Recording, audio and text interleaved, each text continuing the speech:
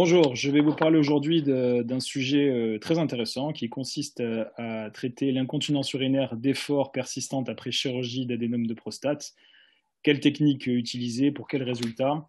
Alors, il faut savoir que c'est un événement qui reste un événement assez rare puisque dans les séries, on va avoir un pourcentage d'incontinence variant de 0 à 8% avec selon les techniques utilisées des pourcentages qui peuvent être variables, en sachant que les peu pourvoyeuses, a priori, d'incontinence sont plutôt les adénectomies voix haute, qui sont en nette diminution dans notre pays depuis l'arrivée des nouvelles techniques. Donc, la définition de l'incontinence urinaire d'effort a été déterminée par l'International Consultation of Incontinence, qui consiste à une perte involontaire d'urine après l'effort, notamment d'éternuement et de toux. Et dans notre sujet, le mécanisme est une lésion plutôt iatrogène du sphincter. Les incontinences urinaires d'effort par urgenturie ou hyperactivité vésicale ne sont pas concernées par ce topo. Quand la prendre en charge? On la prend en charge quand on a un échec de traitement physique, de la rééducation, avec un statut urinaire stable, et généralement 6 à 12 mois après la chirurgie. C'est une prise en charge qui est comparable à l'incontinence urinaire post-prostatectomie, étant donné que le mécanisme d'insuffisance sphinctérienne est similaire.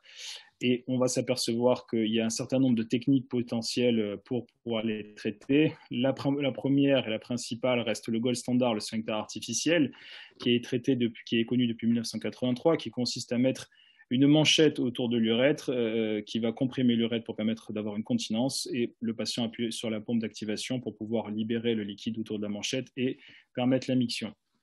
Dans les études, il y en a un certain nombre qui existent depuis le temps, effectivement, et on s'aperçoit que ce qui concerne l'incontinence post-HBP, il n'y a pas tellement de séries, c'est en corrélation avec les données qu'on a. Donc, on s'aperçoit que c'est une technique qui est une bonne technique, qui permet d'avoir jusqu'à 85% de patients secs, avec des patients qui sont dans 90% des cas satisfaits de leur statut urinaire.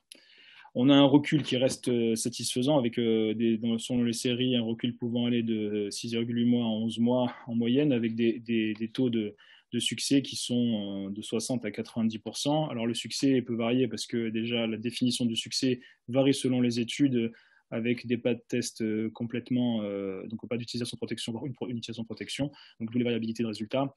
On peut aussi observer que c'est une technique qui engendre des complications, donc ce n'est pas anodin. On peut avoir des érosions dans 8% des cas, des anomalies du matériel dans 6% des cas, des atrophies urétrales dans 7% des cas, et des réinterventions. Ça reste quand même le traitement de choix pour tout type d'incontinence, notamment les modérés à sévères, avec un taux de succès qui reste le plus élevé, avec un bon recul dans le temps et une note de satisfaction des patients. Il en reste néanmoins qu'il y a des complications possibles d'érosion, d'atrophie urétrale qui sont à prendre en compte, avec un taux de révision qui peut varier de 7 à 17%. Donc la deuxième possibilité développée sont les bandelettes sous-urétrales. Alors les bandelettes sous-urétrales, on va plutôt les proposer chez des patients qui présentent une incontinence légère à modérée. Et on a deux types de bandelettes, les bandelettes fixes, les TOMS Advance, ou les bandelettes ajustables.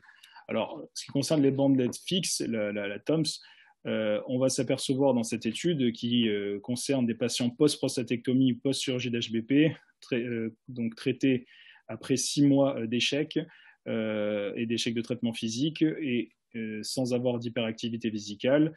Donc, ça va concerner 122 patients sur 30 centres. On se rend compte qu'il y a un taux de réussite qui est assez satisfaisant, hein, aux alentours de 60%, avec 20% de patients qui ne porteront qu'une seule protection et 7% avec plus d'une protection par jour. Donc, on a un taux de patients satisfaits de 90%, mais malgré tout, on le voit sur l'histogramme, que globalement, cette bandelette est plus efficace chez les patients qui ont une incontinence légère à modérée. Incontinence sévère, le résultat est moins bon.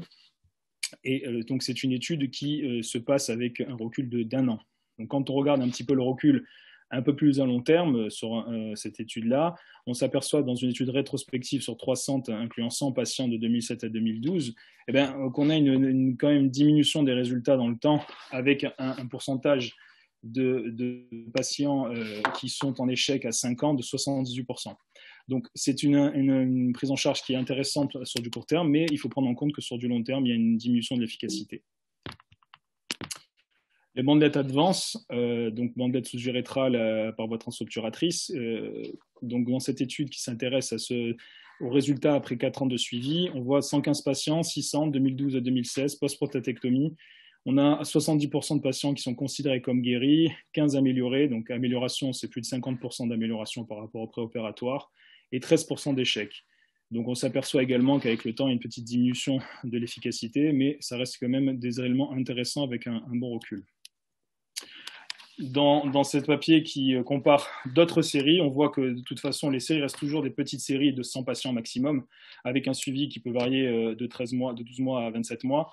On a quand même des taux qui peuvent aller jusqu'à 70%, donc des taux de réussite qui sont assez intéressants et des taux d'amélioration pouvant aller jusqu'à 45%.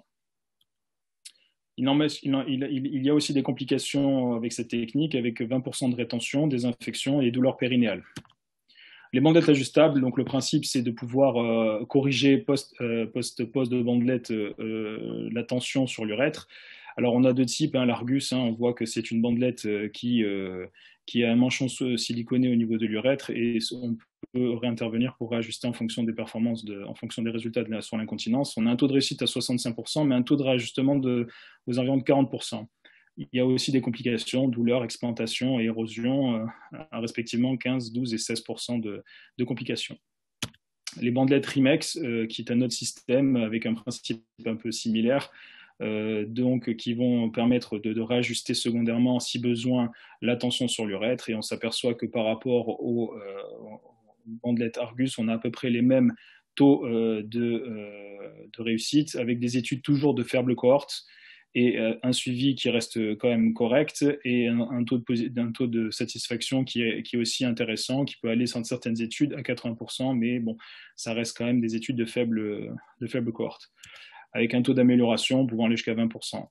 Il est nécessaire dans ces études-là qu'il y ait des réajustements qui soient faits pour pouvoir obtenir ces résultats-là. Donc, on va avoir des complications comme des plaies vésicales qu'on ne voit pas dans les autres techniques qui sont intéressantes, qui sont à noter, pardon, et donc c'est des techniques qui comportent quand même des complications. Alors, les bandelettes Pro-ACT, les ballons Pro-ACT, pardon, les ballons Pro-ACT, c'est deux ballons qu'on met de part et d'autre du col qui vont être reliés à des éléments au niveau du scrotum qu'on va pouvoir réajuster également en post-pause. Alors là, c'est une revue de méta-analyse qui permet d'inclure 19 études, 1200 patients.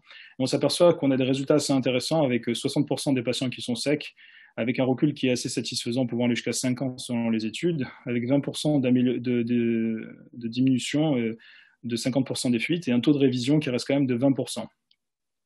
Donc on voit sur ce graphique à côté que ce qui est en rouge, ça correspond au post-traitement, et en noir, pré-traitement, on voit l'amélioration, et ça correspond au nombre de protections utilisées. Voilà. Donc c'est une technique qui, comme les autres, comporte des complications spécifiques, perforation de vessie, de l'urètre, infection urinaire, érosion de l'urètre, migration, on voit que ce n'est pas anodin. Et quand on comprend toutes les études, si on fait le taux de révision globale, on voit qu'on a un taux à 22%. Alors après, ce qu'on peut aussi constater, c'est que même si on explante et qu'on réimplante des ballons, on a des résultats qui peuvent être comparables à la première implantation. Donc ça, c'est intéressant. Enfin, les agents comblants. Alors il y en a un certain nombre qui ont été utilisés depuis un certain temps et avec des effets qui ont plus ou moins d'effets. Alors, je vous ai pris deux exemples. Le premier, c'est les injections de collagène. Les injections de collagène, c'est un agent qui est donc résorbable au niveau du sphincter. Donc, cette étude, c'est une étude qui est assez ancienne, qui date de 93, qui a consisté à injecter 322 patients qui avaient des incontinences urinaires post-prostatectomie et post-chirurgie d'HBP. Et on voit un taux de patients secs à 17% avec un taux d'amélioration à 27%. Dans cette étude, on se rend compte qu'il y a une nécessité d'injecter à plusieurs reprises, au moins 3-4 injections, et qu'on voit sur la courbe Kaplan-Meier qu'il y a une nette diminution dans le temps d'efficacité. Le deuxième agent qui a été utilisé, c'est les macroplastiques. Alors les macroplastiques, sur cette petite série, on voit qu'il y a quand même eu un quart des patients qui ont dû être réinjectés une deuxième fois, avec un suivi court à 12 mois, mais qui a des résultats qui sont assez intéressants. Dans le groupe 1, qui correspond au groupe de faible incontinence, on a 80% des patients qui sont secs après les injections. Dans le groupe 2, par contre, on a des résultats qui ne sont pas très bons, avec 23%. Alors, cette étude compare l'injection versus le sphincter, donc on voit clairement que le sphincter a de meilleurs résultats. L'avantage des agents comblants, c'est essentiellement d'être moins invasif dans la mise en œuvre et moins de comorbidité, moins de complications. Donc, quand on regarde spécifiquement post-résection, on voit que sur cette étude, 15 patients ont été injectés, 3 ont été continents, donc plutôt une bonne réussite. Cependant, quand on s'intéresse à d'autres séries, on se rend compte que déjà les études sont de petites cohortes et qu'il y a souvent une diminution de l'effet avec 50% d'échecs et nécessité de réinjecter. On voit qu'il y a beaucoup de substances utilisées, collagène, téflon, silicone, donc avec des effets plus ou moins positifs.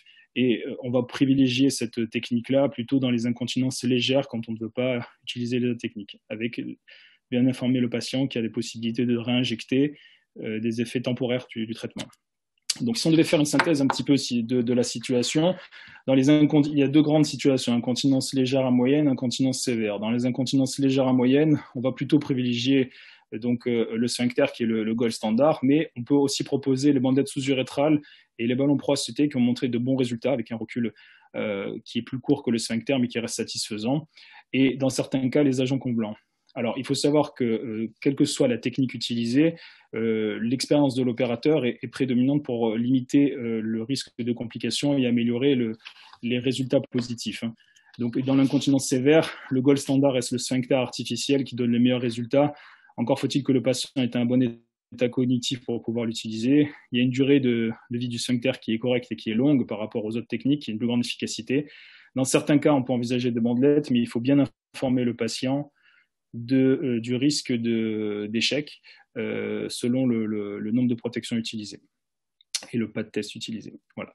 Je vous remercie de votre attention.